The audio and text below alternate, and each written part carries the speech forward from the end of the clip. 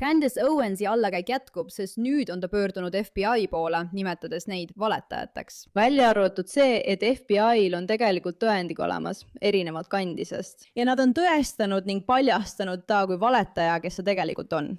Vaatame üksikasju. See algab sellest. FOIA kaudu esitasime ametliku taotluse Kash Pateli reisiplaani kohta 3 päeva jooksul enne Charlie Kirki mõrva ning saime just vastuse, et taotluse täitmine oleks liiga koormav.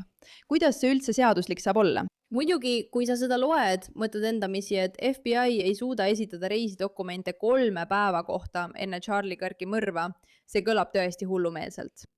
Aga kas on tõesti nii hullumeelne, et FBI tegelikult ei taha avalikustada, kust nende direktor tööpäevadel viibib? Ei, see ei ole nii hullumeelne, aga just seda ta teebki. Ta püüab sind panna uskuma, et tegelik probleem on hoopis FBI. Ja ainus probleem kogu selle juures on see, et FBI reageerib sellele ning see ei ole tolle eriti hea. Vaatame detaile lähemalt. Candace Owens sai just FBI-ilt vastuse selle eest, et ta oma saates valetas. Tead küll, mille kohta. Ta üritas FBI kohta narratiivi luua ja nad tegelikult vastasid sellele. Mitte, et nad oleksid pidanud üldse vastama, muide. Fakt, et FBI tunneb vajadust Candicele vastata, on naeruväärne. Tal ei ole mingit õigust FBI üle, aga praeguseks on see asi nii avalikuks läinud ja sellest on saanud tohutu vastuolud allikas. Ta lihtsalt ründab inimesi ja neil tekib tunne, et nad peavad midagi ette võtma. See on natuke kurb, natuke hale, aga ilmselt see ongi Candice mõjujõud ja miks me peame jätkuvalt võitlema, et inimesed teaksid, kui psühhootiline ta on. Kõigepealt räägin teile oma teooriast Candace Owensi kohta. Ma usun, et ta ründab organisatsioone või inimesi, kellest ta arvab, et nad ei hakka talle vastama. Ta mõtleb välja mingi hullumeelse teooria selle organisatsiooni või inimese kohta, arvates, et tõenäosus, et nad tema hulludele kuulujuttudele tegelikult reageerivad, on üsna väite. Või on ta lihtsalt nii suur nartsissist, et usub, et ta on nendega samal tasemel ja seetõttu mõtleb, muidugi ma võin FBI kritiseerida, muidugi ma võin Trumpi kritiseerida, muidugi ma võin Prantsusmaa presidenti kritiseerida. Nad peavad mulle vastama, ma olen nii tähtis. Ja te ju tunnete teda. Ta arvab, et ta on lihtsalt parim asi, mis maailmaga kunagi juhtunud on. Ta suudab oma publikut kaasas hoida ja kõik oma fännid kaasatuna hoida, ilma et keegi eriti vastu hakkaks. Nii et... Õige, jah, aga just seda ta usubki. Ta usub, et talle ei tule palju vastuseisu. Kahjuks tema jaoks reageeris FBI ja kohe näeme täpselt kuidas. Tere tulemast vastuseisu juurde muide. Mina olen Meira K, teie saatejuht. Kindlasti vajutage tellimisnuppu, pange sellele videole meeldib ja lülitage märguanded sisse. Iga teie tellimus aitab meil oma missiooni kasvatada, hoogu juurde saada ja tõeliselt võidelda internetis hullumeelsete vastu. Ma olen siiralt tänulik, et te siin olete, nii et kõik, mida peate tegema, on vajutada seda nuppu. Hakkame pihta. Sellele reageeriski FBI, sest ta esitas pöörase väite, et ta olevat tegelikult küsinud Kash Pateli reisiplaani 3 päeva kohta enne seda, kui Charlie Kirk planeedilt eemaldati. Ja ta ütleb, et FBI vastas talle, et taotluskoormus oli liiga suur. Ta küsis, kuidas see üldse seaduslik saab olla? Tüdruk, kas see tõesti juhtus nii? Ja kui sa ei... See ei ole tegelikult see, mis juhtus. Kallis Candace Owens. Palun näite meile dokumenti, mille sa said oma teabenõude kinnituseks, kus me väidetavalt ütlesime, et taotluse koormus on liiga suur. Sinu saade, täpselt nagu libauudiste meedia, kutsutakse välja, kui sa valetad. Loodame, et see aitab. Muide, milline täiesti eepiline vastus. FBI ütleb põhimõtteliselt, näita meile tõendeid. Me tahame näha tõendeid. Sina nõuad meilt tõendeid. Kus on sinu tõendid, Candace? Muidugi ei saa Candace mitte kunagi ühtegi tõendit näidata. Kõik, mida ta teeb, on inimeste kiusamine internetis, aga loeme selle lihtsalt ette. Taotluse number, midagi, teema, Patel, sularaha, ametlik ajakava, kalendri kohtumised ja reisid 7. septembrist kuni 10. septembrini.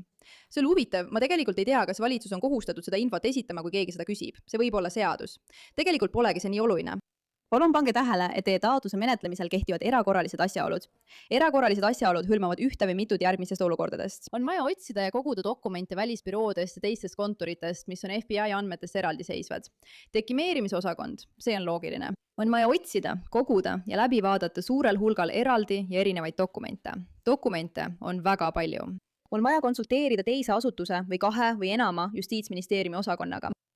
Need ebatavalised asjaolud viivitavad meie suutlikkust teha teie taotluse kohta otsus 20 päeva jooksul. Lisaks võib teie taotlusele rakenduda asjakohaste tasude maksmine. Ebatavaliste asjaolude rakendamine ei ole otsus selle kohta, kuidas FBI teie sisulisele taotlusele vastab. See kiri annab teada, et nende ebatavaliste asjaolude tõttu viibib teie taotluse menetlemine ja otsuse tegemine. Teil on võimalus oma taotluse ulatust tähendada. See kiirendab protsessi ja võib potentsiaalselt paigutada teie taotluse kiire menetlemise järjekorda. Miks ma seda kõike loen? Sest ma tahan, et te näeksite väga lihtsat fakti. Mitte kusagil selles kirjas ei öelda, et selle taotluse koormus on liiga suur. See ütleb lihtsalt, et peate ootama, sest tead mis? FBI ei tööta Candace Owensi ajakava järgi. Teil on võimalus oma taotluse ulatust tähendada. See võib samuti vähendada otsingu ja dubleerimiskulusid ning võimaldada teie teabe kiiremat kättesaamist. FBI kasutab mitme järjekorra töötlemissüsteemi, bla bla bla. Palun andke kirjalikult teada, kui soovite arutada oma taotluse ulatuse vähendamist. Esitage telefoninumber, kui see on olemas, millelt teiega saab ühendust võtta idaöö järgi kella 8:17. Saatke oma vastuse aadressile bla bla bla. Lisaks, kui te ei ole rahul FBI otsuse või vastusega sellele taotlusele, võite jätkata mõne või kõigi järgmiste võimaluste alusel. Mida ma tahan öelda on see, et minu arvates on see väga kena taotlus, arvestades, et Candace Owens ründab FBI-d kõige jõhkramal moel. Vaatame edasi. Proovi öelda, issand, FBI valetab, nad tulid tõenditega. Nii et FBI kiirreageerimismeeskond vastas Candace Owensile ja ütles, palun näidake meile dokumenti, mille saite oma taotluse kinnituseks, kus me ütlesime, et taotluse koormus on liiga suur. Vaata, üllatus, üllatus, Candace'il pole ühtegi tõendit. Teie saadet, nagu ka libauudist ja meediat, kutsutakse välja, kui te valetate. Loodame, et see aitab. Nii et FBI mitte ainult ei kutsunud teda välja tema vale pärast, vaid võrdles teda ka libauudiste meediaga. See peaks mõne teist küll äratama. Ei, seda ei juhtu. Keegi ei ärge ülesse. Kui see pole veel aru saanud, kui naeruväärne Candace on, siis sa ei saa seda kunagi. Ja siin on selle raporti koopia. Ma ei hakka seda teile kõike ette lugema, sest see võtaks igavikku, aga tehke julgelt ekraanipilt ja lugege seda hiljem. Õnneks oleme väga kiiresti ja see ei võtnud meid igavikku.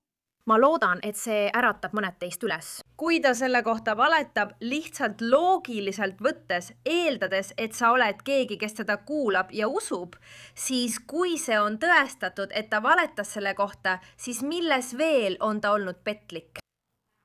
Kõiges, sõna otseses mõttes kõiges, sest see ongi see, mida Candace teeb.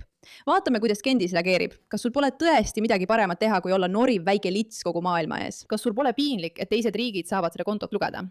Kui me ütlesime keeldus, siis me mõtlesime, et keelduti kohustuslikus 20-päevasest FOIA vastamise tähtajast. Meilt ei võetud seda tegelikult ära, vaid viidati ebatavalistele asjaoludele, mistõttu lisasime lingi kogu episoodile, kus näitasime, millistel 3 alusel see keeldumine tehti ning lisasime ka teie büroo soovitatud muudatused. Kas sul on parem meie maksuraha kulutamiseks, kui käituda nagu väike puumo, kes ei saa aru, et X peabki olema lööv? Kas clickbait on tõesti mingil määral Justiitsministeeriumi mure? Kes seda kontot haldab? Kas me saame seda kontrollida? Kloun. Kus on Candace? Kus on selle kohta tõendid? See peaks olema väga lihtne. Kus see dokument on? Kus on tõendid? Kus on kriitungid? Kus on tõestus? Ei ole seal. Ei ole seal. Mitte kunagi seal. Mitte kunagi päris tõendeid. Ja isegi kui nüüd olekski tõendid, tundub, et need on ilmselt tehisintellekti tehtud, sest seda tüdrukut ei saa hetkekski usaldada. Aitäh, kui oled selle asja kohtunik.